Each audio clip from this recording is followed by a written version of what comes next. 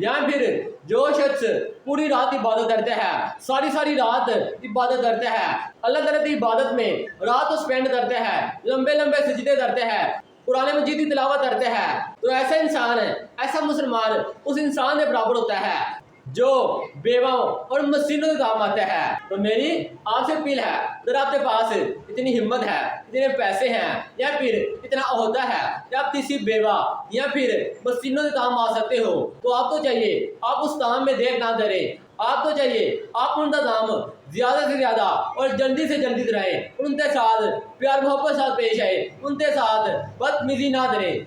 इससे साथ साथ अल्लाह ताला नेकी करने की तौफीक भी किसी शख्स को अता फरमाता है। तो मेरी अल्लाह ताला से दुआ है, अल्लाह ताला हम सब को इस पर अमल करने की तौफीक अता फरमाए और हमें बेवा और मस्जिदों के काम आने की तौफीक अता फरमाए। आमीन सुम आमीन।